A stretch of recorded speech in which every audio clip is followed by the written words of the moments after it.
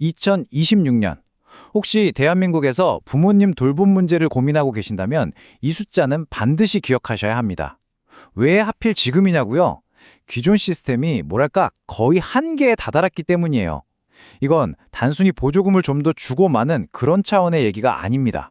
노인 돌봄 산업의 구조 자체를 뒤흔드는 그야말로 거대한 분수령이 오고 있거든요. 이 강력한 질문에서부터 한번 시작해보죠. 간병 살인, 가게 파탄. 정말 듣기만 해도 끔찍한 단어들이잖아요. 이 단어들 뒤에는 어마어마한 간병비 부담이 있죠. 만약에 이 비용을 국가가 건강보험으로 지원해준다면 어떨까요? 와, 상상만 해도 어깨가 가벼워지고 숨통이 트이는 이야기입니다. 그런데요, 바로 여기에 이번 변화의 가장 날카로운, 어쩌면 가장 중요한 핵심이 숨어 있습니다. 이 엄청난 혜택 모두에게 주어지는 게 아니에요. 아주 까다로운 기준을 통과한 소수의 병원, 그리고 그 병원에 계신 환자분들한테만 허락된 선택적 복지라는 거죠. 그리고 바로 이 선택이 지금 모든 걸 바꾸고 있습니다. 정부가 칼을 빼들었습니다. 이름하여 의료중심 요양병원. 이 새로운 기준, 이거 딱 하나로요. 전체 요양병원 시장을 그냥 완전히 두동강 내버리기 시작한 겁니다. 그럼 대체 이 의료중심 요양병원이라는 게 뭘까요? 아주 간단하게 말해볼게요. 더 이상 어르신들을 그냥 모시기만 하는 곳은 안 된다. 이런 정부의 선언 같은 거예요. 적극적으로 치료하고 재활시켜서 상태를 좋게 만드는 곳, 바로 그런 곳에만 우리 세금, 즉 건강보험 재정을 쏟아붓겠다. 아주 명확한 철학의 전환인 거죠. 이게 왜 그렇게 통과하기 힘드냐? 한번 보세요. 단순히 의리사, 간호사, 머릿수만 맞추는 그런 수준이 아니에요. 인공호흡기나 산소치료가 필요한 중증 환자를 일정 비율 이상 돌봐야 한다? 이건 사실상 너희 병원 실력 있냐? 이걸 증명하라는 거나 마찬가지거든요. 여기에 정부 평가 점수도 잘 받아야 하고 4인실당 간병인 1명, 3교대. 이거 진짜 빡빡한 기준입니다. 이 모든 걸 통과한다? 이건 뭐 극소수에게만 허락된 특권인 셈이죠. 자, 그래서 이 새로운 규칙이 가져온 결과는 어떨까요? 아주 극적입니다. 어중간한 건 없어요. 시장은 딱 두 개로 나뉩니다. 승자, 그리고 패자. 지금 현장에서 나오는 목소리를 들어보면요. 이 상황이 얼마나 심각한지 바로 알 수 있습니다.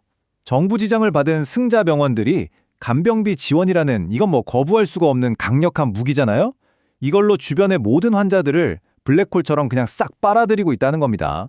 승자와 패자의 운명은요, 정말 하늘과 땅 차이로 갈립니다. 승자는 환자가 몰려드니까 돈을 벌고 그 돈으로 시설에도 투자하고 뭐 계속 좋아지는 선순환에 올라타는 거죠. 반면에 패자는요, 환자 다 뺏기고 수입은 뚝 끊기고 심지어 정부한테 페널티까지 받아요.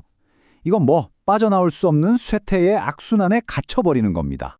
숫자를 보면 이게 더 확실해집니다. 한 달에 350만 원, 그리고 120만 원. 만약 여러분이 보호자라면 고민할 필요가 있을까요? 당연히 120만 원짜리로 가겠죠. 환자들이 패자병원에서 승자병원으로 지금 거대한 이동을 시작하고 있는데 이건 막을 수가 없는 현실인 거예요. 근데 이 충격이요, 그냥 병원 업계에서만 끝나는 게 아닙니다. 더 큰 문제는 우리가 어디에 사느냐에 따라서 완전히 다른 세상을 살게 만든다는 거예요. 대한민국이란 나라가 말 그대로 두 개로 쪼개지고 있습니다. 이 표가 좀 복잡해 보이죠? 다 보실 필요 없고요. 맨 아래 2026년 기상도 아이콘만 한번 보세요. 수도권은 구름 조금. 네, 경쟁은 치열하지만 그래도 해가 비치는 날이 있다는 거죠. 그런데 지방은요? 뇌우, 천둥 번개가 치고 있어요. 시장 자체가 무너질 수 있다는 강력한 경고입니다. 미래가 이렇게나 달라요. 수도권은 지금 그야말로 전쟁터입니다. 정부 지정을 받은 잘 나가는 병원들은 호텔급 시설을 자랑하면서 하이엔드 전쟁을 벌이고 있고요. 여기서 밀려난 어중간한 병원들은 거대 자본의 좋은 먹잇감이 되는 거죠. M&A 시장의 매불로 나오는 겁니다. 지방 상황은 정말 심각합니다. 서울보다 연봉을 2배를 준다고 해도 의사를 못 구해요. 자, 의사가 없으면 어떻게 될까요? 뻔하죠. 정부 지정에서 당연히 탈락하고요. 그런 환자들은 간병비 혜택 받으려고 다 대도시로 떠나버리는 거예요. 그 지역의 돌봄 시스템 자체가 사라져버리는 이른바 의료 사막화가 지금 눈앞에 현실이 되고 있는 겁니다. 자, 그럼 이 거대한 판 흔들기가 끝나고 나면 미래의 대한민국 노인 돌봄 시장은 과연 어떤 모습일까요? 이번 파도에 가장 먼저 사라질 새 유형의 사업자가 있습니다. 첫째, 자기 건물 없이 월세 내면서 작게 운영하던 임대형 사장님들. 시설 투자할 돈은 없는데 고정비 부담은 크니까 버틸 수가 없는 거죠. 둘째, 그냥 치료보다는 어르신들 모셔만 두는 데 집중했던 단순 수용형, 창고형이라고도 하죠. 이런 비즈니스 모델은 이제 끝났습니다. 마지막으로 주변 병원들이랑 교류도 없이 나 홀로 버티던 고립된 지역 유지들. 환자 구할 길이 막혀버리는 겁니다. 근데 여기서 아주 재미있는 현상이 나타납니다. 바로 역설인데요. 요양병원이 정부 칼날에 대거 정리되니까 그 빈자리를 누가 채우냐? 바로 고급 요양원이라는 새로운 강자가 치고 올라오고 있어요. 병원에서 갈 곳 없어진 환자들, 그리고 새로운 투자 자본이 전부 이 시장으로 쏠리고 있는 겁니다. 그리고 이 시장에 끼어드는 선수들 이름 들어보시면 깜짝 놀라실 겁니다. KB, 하나, 롯데, 우리가 아는 그 금융, 육통 대기업들이에요. 이들이 들어오면서 과거에 그 영세했던 요양원 산업은 이제 옛말이 됐고요. 금융, 호텔 서비스, 최첨단 IoT 기술이 결합된 거대한 자본의 전쟁터로 바뀌고 있는 겁니다. 미래는 우리가 생각하는 것보다 훨씬 더 빨리 오고 있습니다.